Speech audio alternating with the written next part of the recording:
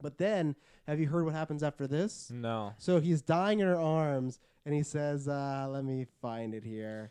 I put a Force baby in you or something like that? No, this would be even I hope in 10 we get that, but this would be even less so. Well, I guess it could be. It's still Force essence again.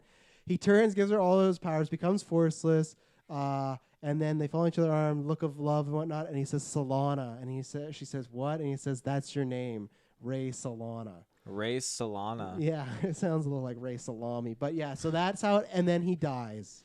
What's Solana? That's her last name. No, I know, but have you Googled like what lineage it is? It's just that was her name. That was because remember how she was so obsessed with who am I, who are my parents? That was her parents' name. So her name was Rey Solana. Yeah. Interesting. What do you think about that? I mean, I don't mind in the movie that she was a Palpatine, but I do feel it was kind of rushed. I don't mind again that she's a Skywalker, even though I don't feel like she's like really a Skywalker. But yeah, I feel like you and me are on the same. Like, I would have been fine if she's nobody, but I'm also fine with her being somebody. Because some people are really like, she needs to be someone's daughter, and then other people are like, she needs to be nobody. I'm like in the middle where I see both sides. Like, I get it because she's so powerful, but then I get the idea of the story of her being nobody is kind of fun and something unique. So to Rey now, the Rey and Poe dynamic is a bit different, where apparently they do kiss in this, but I've heard mixed things. I've heard one person say that the way and that's how a script is. That's why when people say this would be better, we don't know. And that's why when I asked Taylor, it's better. We're just having some fun here because the one I heard read it was the way of it was like in Winter Soldier how Black Widow and Captain America kiss, where it's like they have to pose as a couple, and it's something they do, and maybe there's romantic feelings, but both sides have kind of said it feels more like Poe has romantic feelings and Rey is uneasy about it, because obviously you got the Kylo stuff, and you got maybe just she doesn't know about relationship.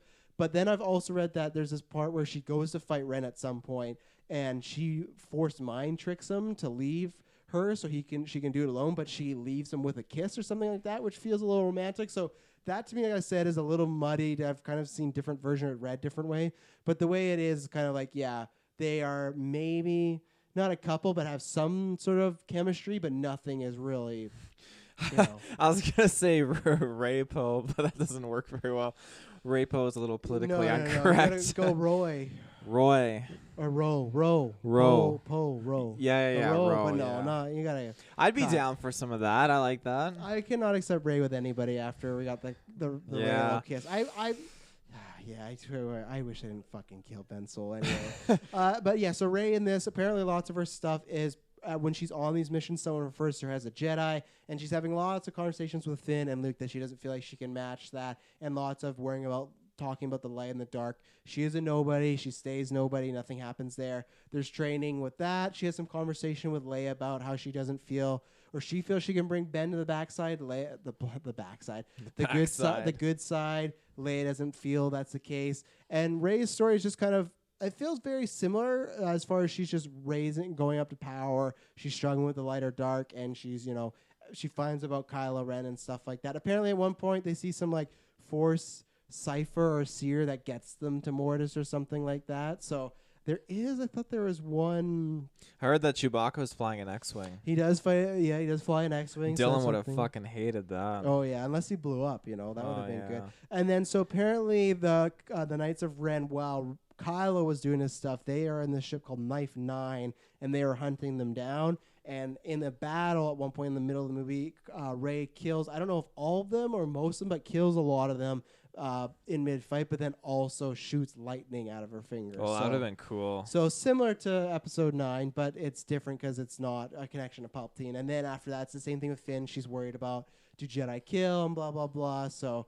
And then I think... Do Jedi kill? Well... Not a thing you should be asking if you're a Jedi and you've killed some people. No, I shouldn't phrase it like that. It's kind of like she's like, I can't do that. I'm a Jedi. And Finn's kind of like, oh, Jedi can do that. It's fine. Like that's the Yikes. way, that's the way it kind of is. Finn would have been perfect for Anakin. Don't worry, Anakin. Go ahead and kill these people. Oh, yeah. He just would have been like the Clone Wars. I did forget to mention in the last fight, Rey does beat Kylo at one point because she cuts off his fingers and his lightsaber. Ooh. So yeah, and that's when he starts sucking the life out of her, and she goes to, I think that's how she gets the upper hand. It's like the Ben and Leia Rey scene where the reason he starts sucking life out of her, she cuts his fingers and she goes to kill him, but she can't, and then he does the like life suck thing. Yeah, I think that's about it. And then there's one big thing here. So after she's blinded, she gets healed by Kylo. Her eyes are all good, everything like that. And then she goes into like a Harry Potter like scene where, because then I had heard a version of the script where they had come in and tried to help them fight Ben Solo, but that seems like that's not the case. Or wrong, he first said that, but maybe it's mistaken now. It sounds like so after the fight with Kylo, she's like on death's door, and she has like a Harry Potter like scene where she sees Obi-Wan, Yoda, and Luke as Force ghosts, and they talk about, you know, how it's connected and everything like that. Yoda says that we've been learning from you, Rey, because that's her whole journey in this movie is almost like people were talking about with the Grey Jedi, as she and Yoda even says this to her about, and this is how I think one thing you might not like, Colin, because I feel like he views the Force a little bit like me. They say, because at one point in the script, Rey is talking to Luke about balance, and Leia and her are talking as well. And they just say, oh, Rey goes to Leia, there's all these rules. And Leia goes, well, those are rules that were made thousands of years ago by old men. Why should follow those? And then Luke says, at one point, Rey says, I'm mad about this. I'm angry. And she's like, I understand the anger. I had it. My father had that. And she's like, what is the point of these lessons? Because these teachers just keep handing them down, and it's kind of the same result, right? Like someone fails and there's a circle. So Yoda says, and I'm kind of paraphrasing here, that maybe the balance of the Force is not having someone light and dark. It's having the balance within yourself and stuff like that. So I subscribe a bit more to that because I don't think you need to have a fucking Sith. That seems like a terrible rule. But that is the idea of she is the ultimate balance of the Force because she's having light and dark, kind of like Luke in Return of the Jedi. And then they also give her this ultimatum about talking about Force heaven as far as you can stay here and it's peaceful and all this stuff and be one with the Force, or you can go back to life.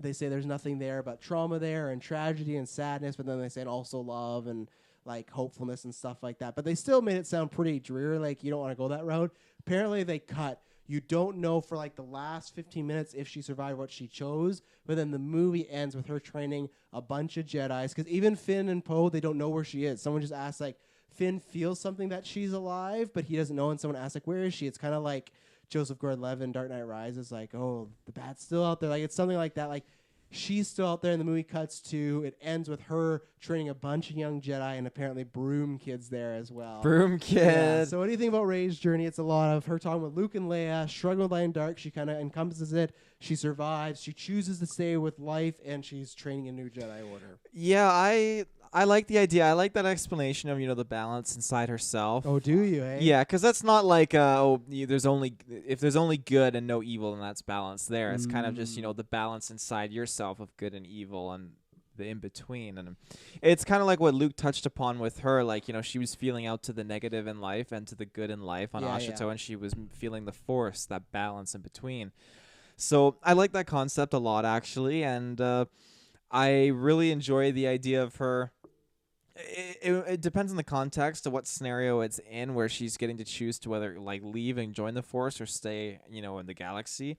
But I'm assuming if she stays in the galaxy and then dies in her old age, then she could go to the Force. So it's just it's a weird bargain, but I guess it's kind of like you could join right now, and because like she's always had like this kind of loner lifestyle, and like Kylo just died. So if they are trying to play up, there's still some sort of love connection. Maybe it's supposed to be like she's very like she doesn't know what the future is going to bring her, so it's kind of like you could have an easy out, right? And I think that's like a lesson almost by the Jedi, right? Of, oh, you could just easily come with us, or you could go out there and live this life that's going to be really painful at times, but you could achieve something. So yeah, no, I like the idea of her training a new order of Jedi, and I really wish we got that in this this episode. I didn't need Broom Kid because like there's so many throw him in there. And I don't mean I don't hurt anyone's feelings, but there's so many people even on our reviews they'd be like, but they never touched on Broom Kid. Broom Kid's fine being in there. I'm not saying that, but like I never felt that episode 9 I had a problem with because they didn't mention Broom Kid. Broom Kid was just supposed to be the Force is spreading around. But I do like, because I feel like Disney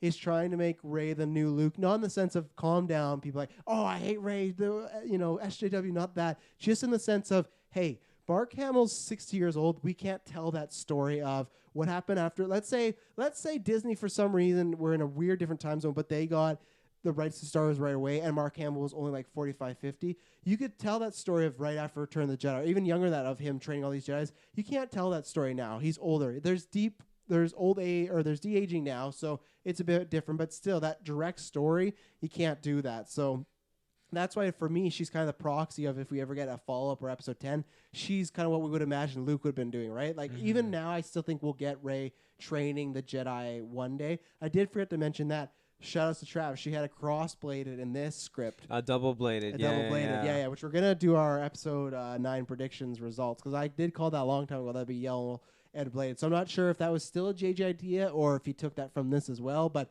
she had that. That made sense. So I'm trying to think if there was anything else. So yeah, she finds out her name's Rey Solana, and then I like her story. I do. There's some issues I have with it. It sounds like there's a lot of her running place to place, but I like her struggling with the light and dark. I think I like the idea of her and Luke Skywalker having a bunch more dialogue and scenes together. So I think I like her story for the most part. I think for me, most people, and I can't say if it would have been better than Rey Skywalker because I think her acting was the best. I think for most people that would love this is the people that if they want her to stay nobody, she stays that, right? Where for me, that was not a thing I was passionate about. The thing I was passionate was about, hey, let's not just turn Ben Solo good and kill him. And guess what? JJ just spat in my fucking face. Yeah. So, and Colin would have spat in my face too. They both did. They just spat all over me. Standing over you. I'm covered in saliva. Anything on Rey? There might be more that comes up, but anything specifically on that story beat? No, I really like her story and that actually quite enjoy it. And I don't know if I needed the Rey and Poe stuff. I'll just say that.